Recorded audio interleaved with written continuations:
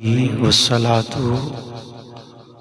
والسلام على مظہر جمالی اما بعد فاعوذ باللہ من الشیطان الرجیم بسم اللہ الرحمن الرحیم وَلَلْآخِرَةُ خَيْرٌ لَكَ مِنَ الْأُولَى صدق اللہ مولانا العظیم وصدق رسولہ النبی الکریم الرؤوف الرحیم صلو علی الحبیب الصلاۃ والسلام علیک یا سیدی یا رسول اللہ الصلاۃ والسلام علیک یا سیدی یا حبیب اللہ۔ اب عزیز وقار، میں آپ کے امتحان کو سمجھتا ہوں، چونکہ ہمارا روز کا کام ہے۔ آج بھی ابھی میں فیصل بھائی کو بتا رہا تھا کہ میں مغرب کے بعد 2 تقریریں کر کے پہنچ گیا ہوں اور ابھی آپ کی 1 تقریر نہیں ہوئی ہے، تو میں آپ کے معاملات کو سمجھتا ہوں، لیکن چونکہ اب حکم ادھر سے آ گیا ہے، میری اپنی طبیعت یہ تھی کہ ہم حضرت کو ٹائم دیں، جو تشریف لے کے آئے ہوئے ہیں ہم ان کے ملفوظات سنیں، اور اب مجھے بھی سنتے رہتے ہیں، میں یہیں پہ خادم کے طور پہ حاضر رہتا ہوں، لیکن اب حکم ہوا ہے تو میں 2-4 باتیں ذرا توجہ سے۔ آپ بڑے گمسم بیٹھے ہیں، پتہ نہیں نعت خوان حضرات نعت پڑھ رہے ہیں، آپ کہاں ہیں وہ کہاں ہیں، مجھے تو اس بات کی سمجھ نہیں آ رہی، لیکن توجہ کیجئے گا۔ بس ایک ہی حدیث مبارکہ آپ کی نظر کروں گا، اللہ کرے میں سمجھا سکوں اور آپ کو سمجھ آ جائے۔ یہ اس دن میں نے وہاں بھی تھوڑی سی بات کی تھی، شاید کسی کے ذہن میں ہو، اگر ہوگی تو ساتھ میں لا لیجئے گا، نہیں ہوگی تو انشاءاللہ تعالیٰ ایک سبق یاد ہو گیا تو کام بن جائے گا۔ آج کل کے دور میں نا تار بازار لگتا ہے، جی تو جو ہے بیٹھے ہوئے ہیں، بولیں اور زندہ لوگ بولتے ہیں نا، بیٹھے ہوئے ہیں ادھر ہی ہیں، اتوار بازار لگتا ہے اور وہاں چیزیں بڑی سستی ملتی ہیں، چیزیں بڑی سستی ملتی ہیں۔ دکاندار آج کل ہمارے ڈوکم کے بڑے پریشان ہیں کہ لوگ ہماری دکانوں پہ نہیں آتے، اتوار بازار میں جاتے ہیں، وہاں سے خرید و فروخت کرتے ہیں، تو جہاں سے انسان کو چیز سستی مل جاتی ہے لے لیا کریں۔ کوئی بھی دنیا کی سستی چیز مل جائے، کپڑے مل جائیں لے لیں، جوتے مل جائیں لے لیں، برتن مل جائیں لے لیں، زندگی کی آسائش کی کوئی بھی سستی چیز مل جائے لے لیں، لیکن کوئی عقیدہ سستا دینے کی کوشش کرے۔ آج کل عقیدوں کا بھی تار بازار لگا ہوا ہے، کوئی یوٹیوب کے اوپر بیٹھا ہوا ہے، کوئی فیس بک کے اوپر بیٹھا ہوا ہے، اور ہمارے نوجوانوں کے عقائد کو برباد کیا جا رہا ہے، اور ہمارے نوجوانوں کا علماء سے رابطہ نہیں۔ جب رابطہ نہیں ہوتا، اچھا ایک بڑی سادہ سی بات ہے، اتنے علماء بیٹھے ہیں، پوری لائن ہے، بڑی سادہ سی بات ہے، اگر آپ توجہ کریں تو میں عرض کر دوں، آپ کو علماء سے محبت ہے؟ بولیں علماء سے محبت ہے؟ اچھا میں تھوڑا سا اوپر چلا جاتا ہوں، چلیں تھوڑا اوپر چلا جاتا ہوں، اپنے پیر صاحب سے بولیں، جن کو ہے بولیں، جن کو نہیں نہ بولیں۔ اپنے پیر صاحب سے محبت ہے نا؟ پیر صاحب سے محبت، ان کے ہاتھ بھی چومتے ہیں ہم، ان کے جوتے بھی سیدھے کرتے ہیں، وہ آ جائیں اٹھ کے استقبال بھی کرتے ہیں، عزت والی جگہ کے اوپر بٹھاتے بھی ہیں۔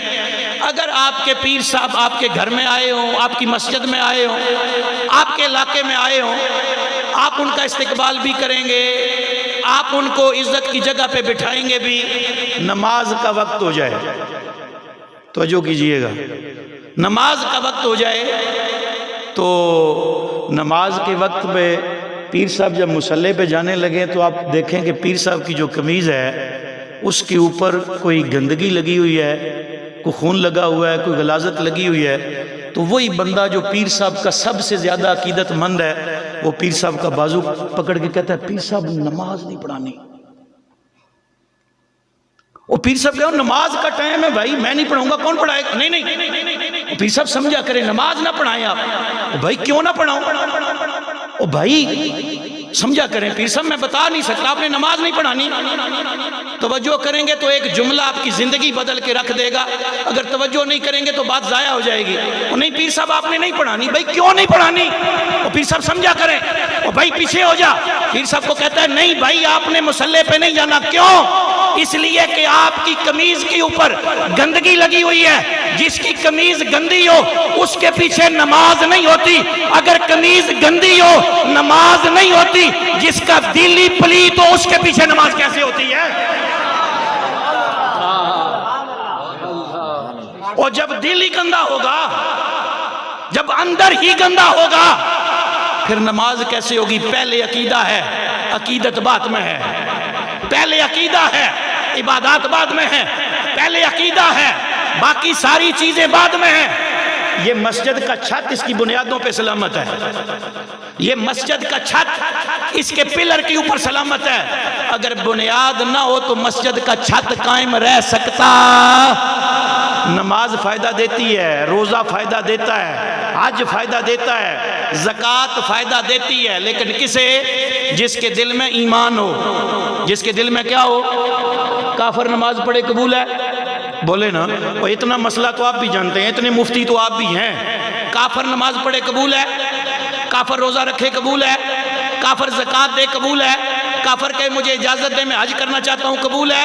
قبول نہیں. آپ اسے کہیں گے پہلے کلمہ پڑھ، نبی کا غلام بن. آقا کریم علیہ السلام کے غلاموں بچوں نے نعرہ بھی لگایا. میں حدیث سنا دوں، بات ختم بھی کروں. آقا کریم علیہ السلام کی مبارک مجلس لگی ہوئی ہے اور حضور کے غلام بیٹھے ہوئے ہیں. تو ایک بدو آ گیا. بدو ایسے لوگوں کو کہتے ہیں جنہیں کسی کی مجلس کا کوئی عیاشہ نہیں ہوتا، وہ ایسے ہی آ جاتے ہیں. وہ آ گیا اور آقا کریم علیہ السلام کے صحابہ کرام سے گزرتا گزرتا سیدھا میرے نبی کے منہ کے سامنے آ کے کھڑا ہو گیا. بات توجہ سے سنیے گا. جب سامنے آ کے کھڑا ہو گیا نا، بڑے درست نظروں سے میرے آقا کے چہرے پہ نگاہ ڈالی اس نے، اور نگاہ ڈال کے اپنی بغل میں ہاتھ ڈالا. بغل میں اس نے گتھی بنائی ہوئی تھی، اس گتھی کو نکالا، اس کا منہ کھولا، اس کے اندر اس نے گو رکھی ہوئی تھی، اس کو ایسے اٹھا کے نا ایسے پھینکا میرے نبی کے سامنے.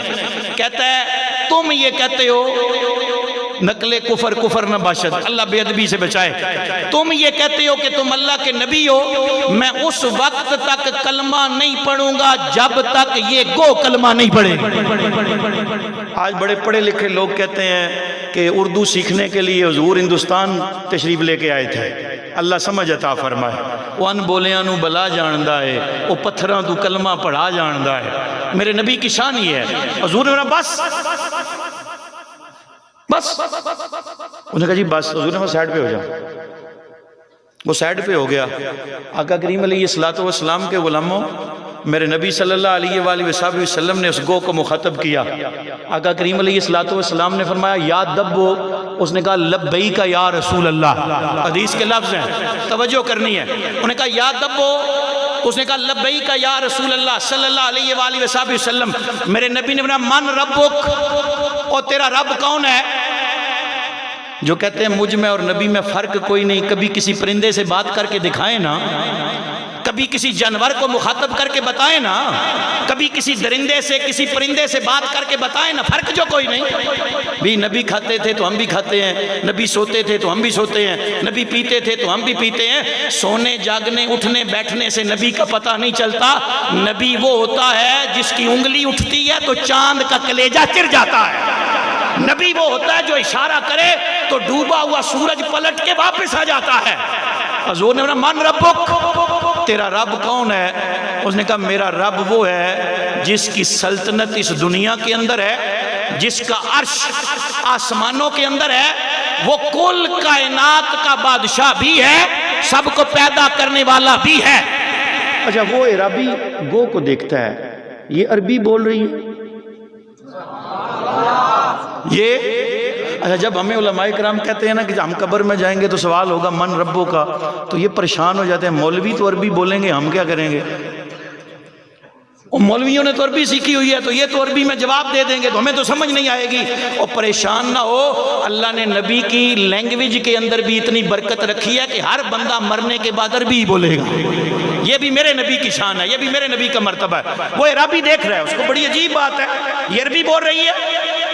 آقا کریم علیہ السلام نے دوسرا سوال کیا من انا، میں کون ہوں؟ اب اگر ایک جملہ سمجھ میں آ گیا تو ساری چیزیں سمجھ میں آ جائیں گی. حضور اس گو کا مخاطب ہے.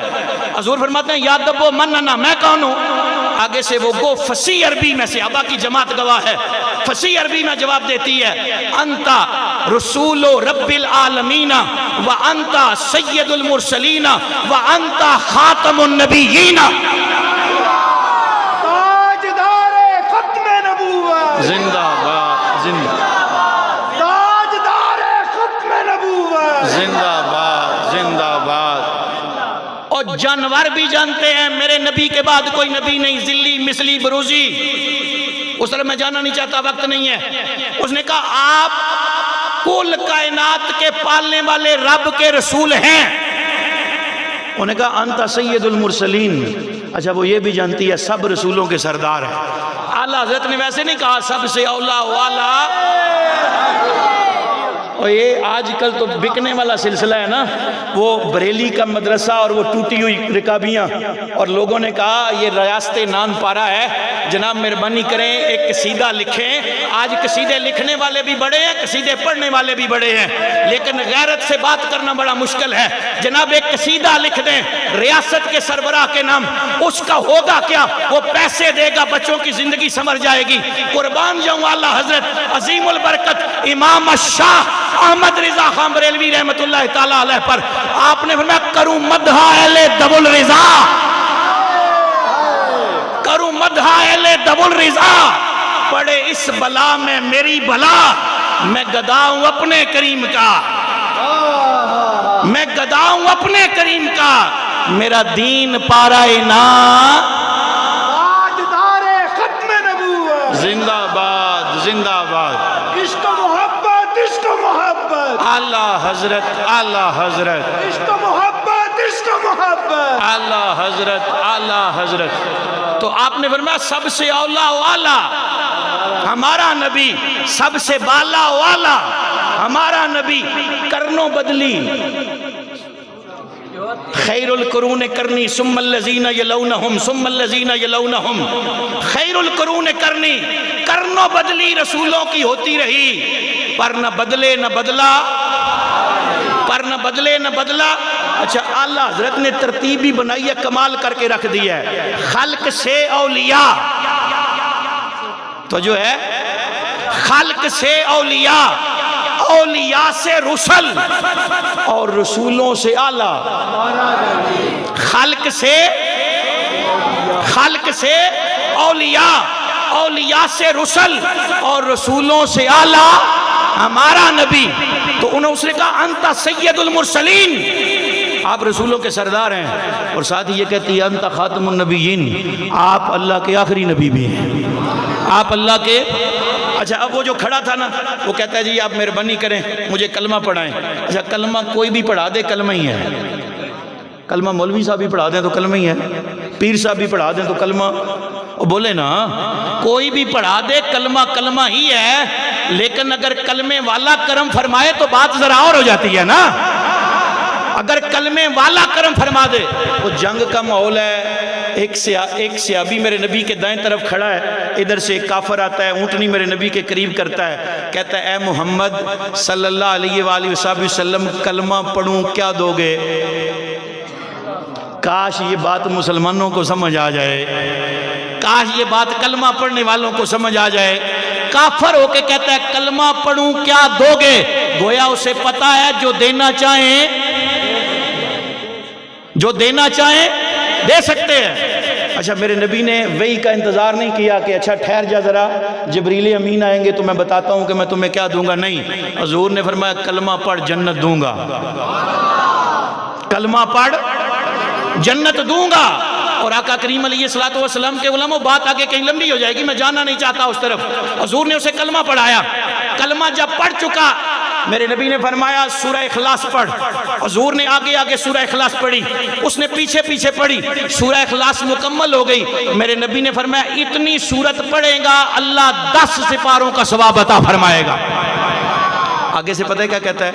کہتا ہے اللہ کے نبی ہمارا رب کتنا کریم ہے، تھوڑے کے بدلے زیادہ دیتا ہے، تھوڑے کے بدلے زیادہ دیتا ہے. آقا کریم علیہ السلام نے فرمایا اس کی مدد کرو. سب نے اس کی مدد کی. حضرت عبد الرحمن بن عوف اٹھے, کہتے ہیں اللہ کے نبی صلی اللہ علیہ وآلہ وسلم میرا یہ دل کرتا ہے میں اسے اپنی اونٹنی تحفے میں دے دوں. میرے نبی نے فرمایا دے دو. انہوں نے اونٹنی دے دی. میرے نبی نے فرمایا عبد الرحمن بن عوف ادھر آؤ. عبد الرحمن بن عوف میرے نبی کے قریب گئے. حضور نے فرمایا تم نے اونٹنی دی ہے اسے, اب میں تمہیں بتاؤں کہ اللہ تمہیں کیسی اونٹنی دے گا. اچھا, کسی صحابی نے یہ نہیں کہا یا رسول اللہ آپ نے وہ اونٹنی دیکھی ہوئی ہے, یا رسول اللہ آپ کو پتہ ہے, اس لیے کہ صحابہ کو پتہ ہے جو کسی کو نہیں پتہ وہ نبی کو پتہ ہے. جو کسی کو نہیں پتا وہ نبی کو. جملے پہ غور کیا کریں, بات آگے چلی جاتی ہے. حضور نے فرمایا بتاؤں. اس نے کہا یا رسول اللہ کرم فرمائے. حضور نے فرمایا اللہ تجھے ایسی اونٹنی عطا فرمائے گا جس کی گردن زبرجد کی بنی ہوئی ہوگی, جس کے پاؤں یاقوت کے بنے ہوئے ہوں گے, اس کے اوپر سونے کا کجاوا ہوگا. حضرت عبد الرحمن بن عوف عرض کرتے ہیں یا رسول اللہ صلی اللہ علیہ وآلہ وسلم پھر اس اونٹنی کو کروں گا کیا؟ میرے نبی نے فرمایا پل صراط پہ اس اونٹنی پہ بیٹھو گے اللہ تمہیں جنت میں بھیج دے گا. وہ عرابی وہاں سے اٹھ کے چلا, میری بات ختم ہونے والی. وہ اٹھ کے چلا, جب آگے گیا تو آگے قبیلہ بنو سلیم. پوری آقا کریم علیہ السلام کی زندگی میں یہ واحد واقعہ ہے. پوری زندگی میں یہ واحد واقعہ ہے جب 1000 بندوں نے ایک ہی وقت میں اسلام قبول کیا. کتنے بندوں نے؟ ایک.